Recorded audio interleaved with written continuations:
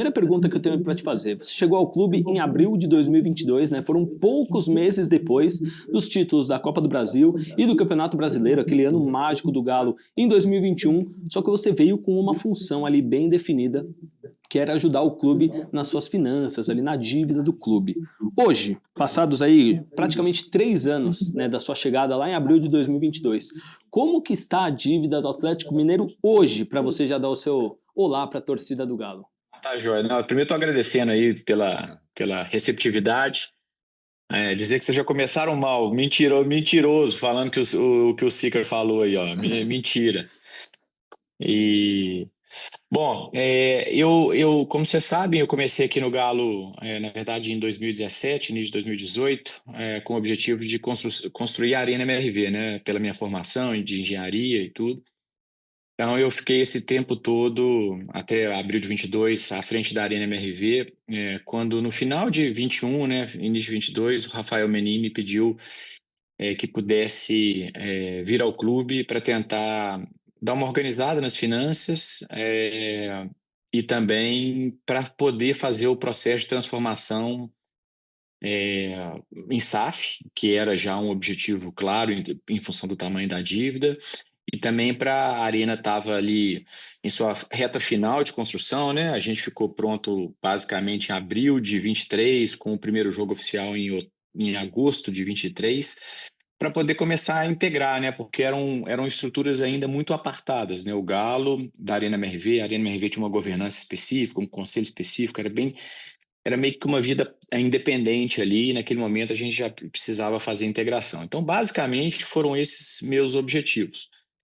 Então, eu passei de abril de 22 até novembro de 23, basicamente focado na operação da SAF, e ainda em terminar a construção da arena.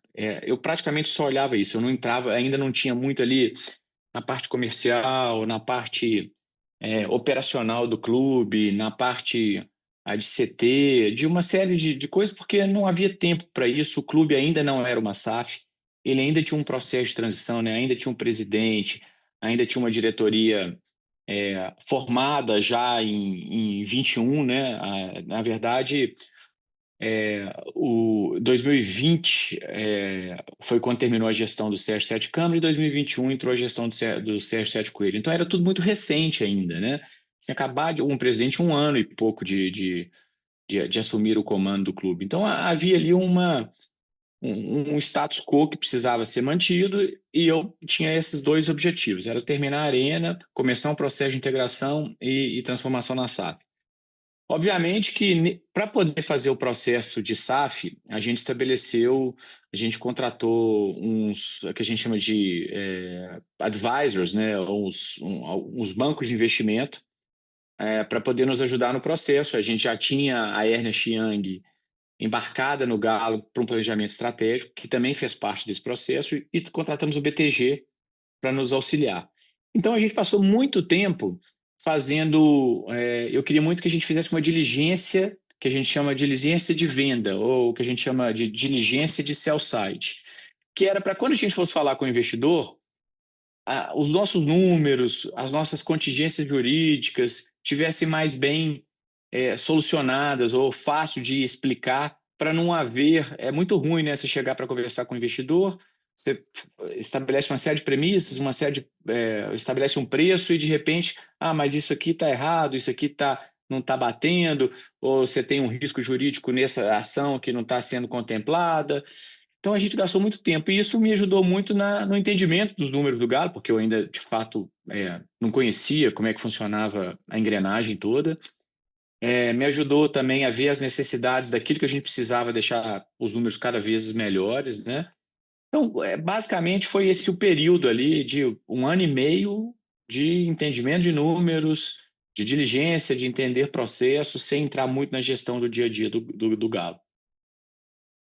A gente concluiu a transação no dia 31 de outubro, né? Então, dia 1º de novembro era já uma vida nova, 1º de novembro de 2023 já era uma vida de SAF. E ali sim eu ia começar, então, a fazer uma gestão nova, né? E nesse momento era tão importante fazer a SAF porque nosso endividamento era 2,1 bilhões de reais. Então era 1,8 quando a gente fez a transação, até quando a gente fechou a transação, até a transação acontecer, ela chegou em 2,1. Então era um endividamento muito grande.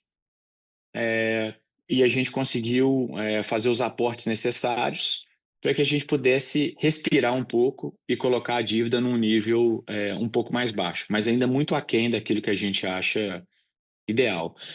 Mas é tudo muito gradativo, né? A gente não consegue fazer as medidas na velocidade que elas requerem, porque você imagina, né? São anos de história, né? São anos de você debelar um investimento tão alto quanto esse, não é uma tarefa simples. E tinham muitos processos, muitas negociações.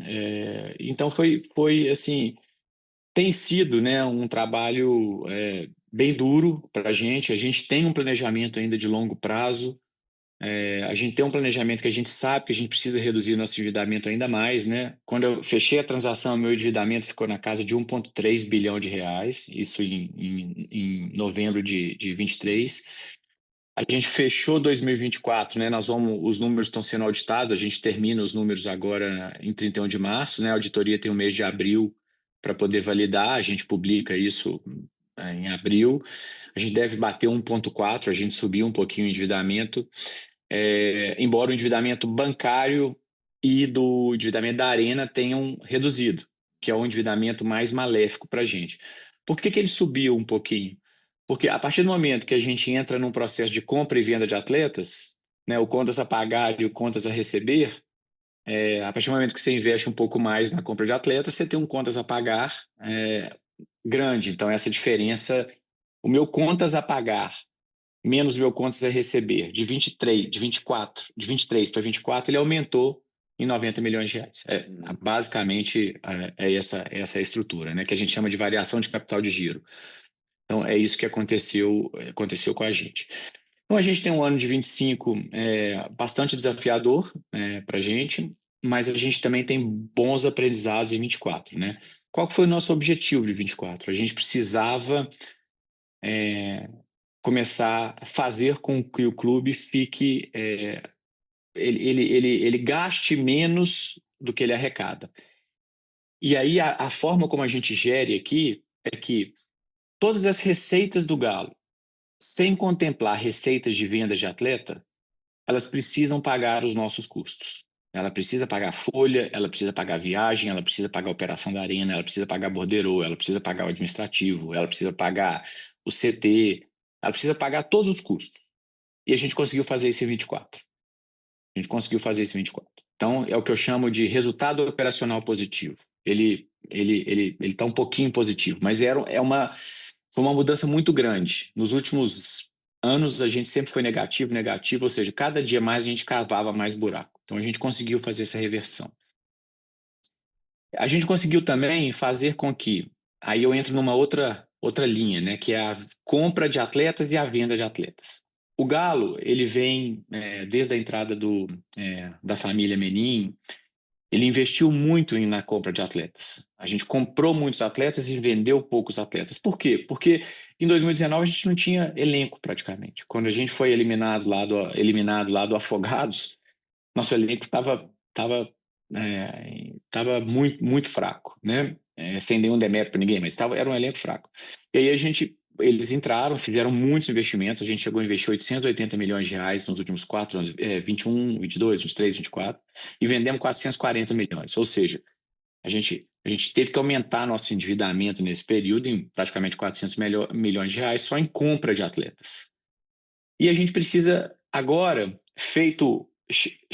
colocado o elenco num patamar onde contratações pontuais possam ser feitas, a gente precisa começar agora uma nova trajetória que é vender mais do que comprar, ou vender melhor do que comprar, que é o caso de vários clubes do Brasil bem geridos nessa linha, né? Você vê o Palmeiras, o tanto que vende, o Flamengo, o tanto que vende, ou o próprio Atlético Paranaense, né? O Fluminense vende bem, São Paulo vende bem, e a gente precisa fazer isso melhor. Como é que faz isso melhor? Tanto do ponto de vista de elenco do profissional, comprar melhor, né? Ou seja, ter um equilíbrio maior, não só trazer jogadores com idade avançada, mas trazer jogadores de idade pico, trazer jogadores mais novos com apostas, e a gente conseguir vender isso melhor. E também atletas provenientes da base. A gente pretende agora em 25, quando você me perguntou sobre meta orçamentária, né, de venda e tal, a gente pretende em 25 que tudo aquilo que a gente investiu na compra de atletas em 2025, a gente precisa vender. Então, a venda do Paulinho ela foi contabilizada em 2024 e a venda do Alisson agora ela foi contabilizada em 2025, mas a gente teve outras pequenas vendas que vão se somando, mas na segunda janela e na janela do final do ano a gente ainda pretende fazer mais alguns movimentos para que essa conta feche. Então, a gente quer chegar no final do ano com essa conta zerada, ou seja, aquilo que eu comprei é aquilo que eu vendi. Então, eu preciso estar com essa conta zerada. Porque aí, em 25, eu tenho dois dos meus pilares praticamente equilibrados. O operacional é equilibrado e a conta de investimentos é equilibrada. E aí eu vou para o meu terceiro pilar, que é o meu ponto mais sensível, que é meu endividamento e minhas despesas financeiras, que em função do investimento, do endividamento super elevado, a gente precisa controlar isso o quanto antes, de preferência agora em 25, para a gente evitar com que a gente dê resultado, né, lucro líquido negativo em função especificamente das despesas financeiras. Falei muito, mas não sei se ficou claro, assim, se eu conseguir ser didático aí, é muita informação, né?